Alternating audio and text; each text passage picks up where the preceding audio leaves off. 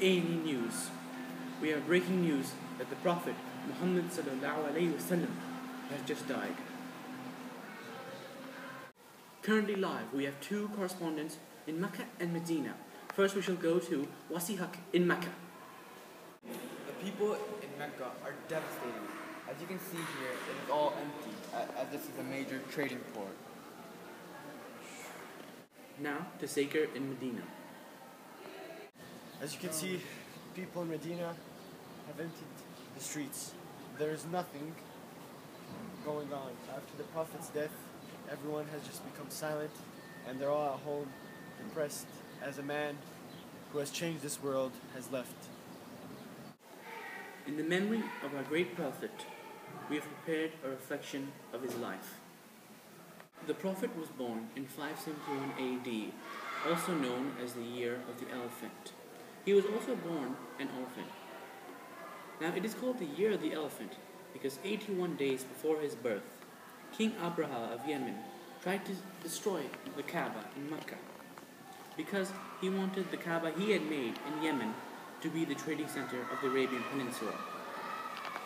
However, when his army approached Mecca, Allah sent down birds with stones, and they released the stones onto his army, and his army consisted of elephants, thus the elephant army. And then the stones had destroyed his army and he retreated. Thanks to the grace of Allah, the Kaaba was saved. In the Quraysh tradition, newborn children are sent to Badia to learn, first, the pure dialect and good qualities. Also, Prophet Muhammad was sent to Badia by his mother. The nurse that took care of him in Badia was Halima.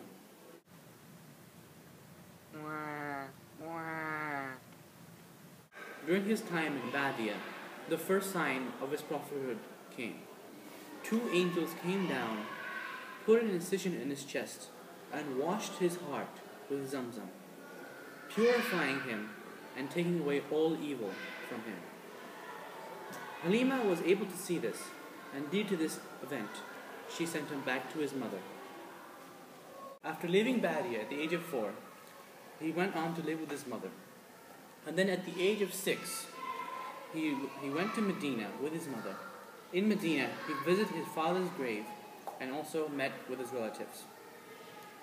On the trip back to Mecca, unfortunately, in Abwa, his mother died.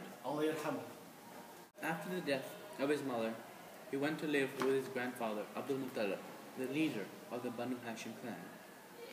At the age of 8, unfortunately, Prophet Muhammad's grandfather died. And then he went to live with his uncle Abu Talib. During his time with Abu Talib, Prophet Muhammad learned about trade.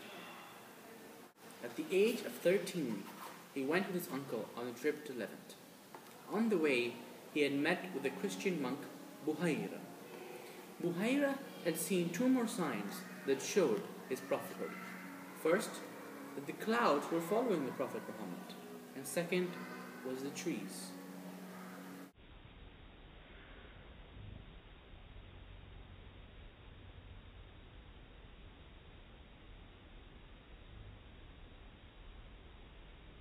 At the age of 25, Prophet Muhammad started working for the widow Khadija. She was a very powerful, wealthy woman, but she was also one of the most beautiful women. Many suitors, many high-class suitors of Makkah tried to marry her.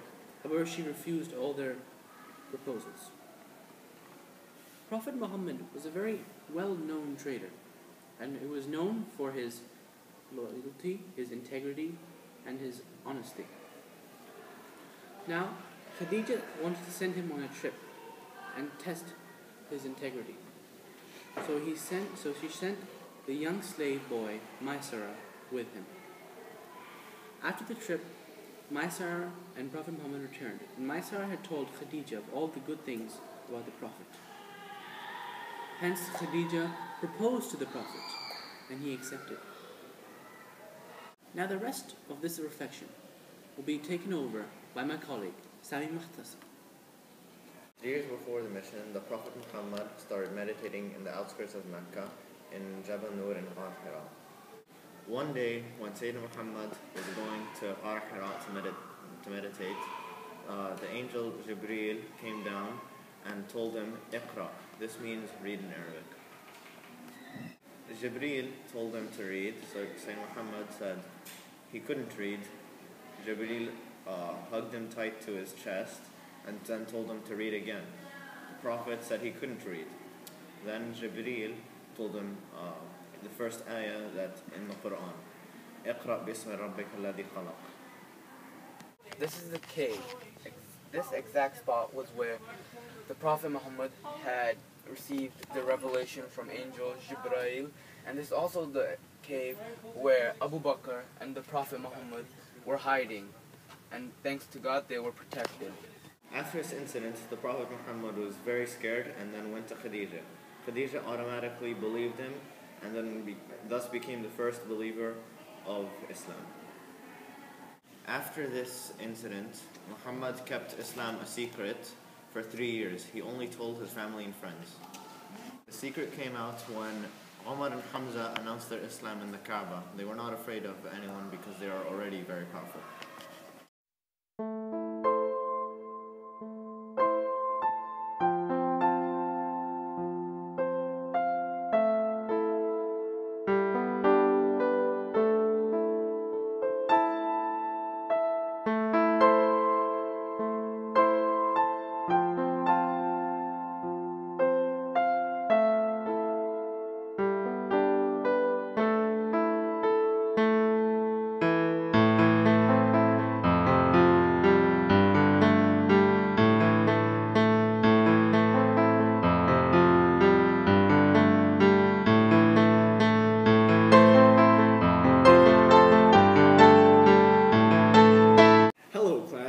I'm afraid Sammy's experiencing a little problem in the bathroom, so I'll be taking over for him for now. Prophet ﷺ wanted to go to Umrah. Sadly, the people in Mecca denied this Umrah. Thus, the Treaty of Hudaybiyah was made. This treaty consisted of 3 rules. Number 1, there was no war for 10 years, making peace in Mecca and Medina. Number 2, no Umrah till the next year. Number 3, Meccans could not go to Medina, while people from Medina can go to Mecca. The treaty was broken only after 2 years, after Banu Bakr, with the help of people from Mecca, attacked Banu Khuza'ah. This made the Prophet furious. So when Abu Sufyan came to fix up the treaty, the Prophet denied him and made him walk all the way back. After the treaty was broken, the Prophet was furious. He gathered a group and decided to go to Mecca secretly. During the time, it was Ramadan, and it was haram to fight in Ramadan.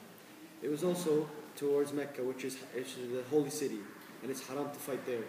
And he did not want people to get killed. Abu Sufyan was the first to see them outside camped.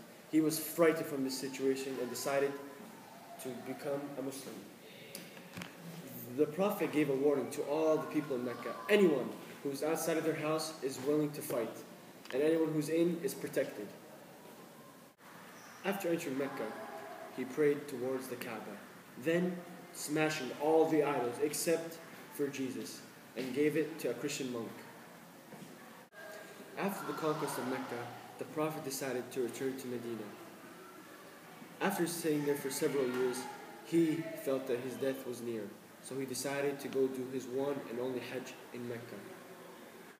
While on this Hajj, the Prophet gave a farewell speech in Arafat, attracting many people. This speech was very touching. Sikr had to leave because this is time of month. But anyways, I will finish off this reflection. It has now been 81 days after Prophet Muhammad ﷺ delivered his farewell speech. And only today he had died.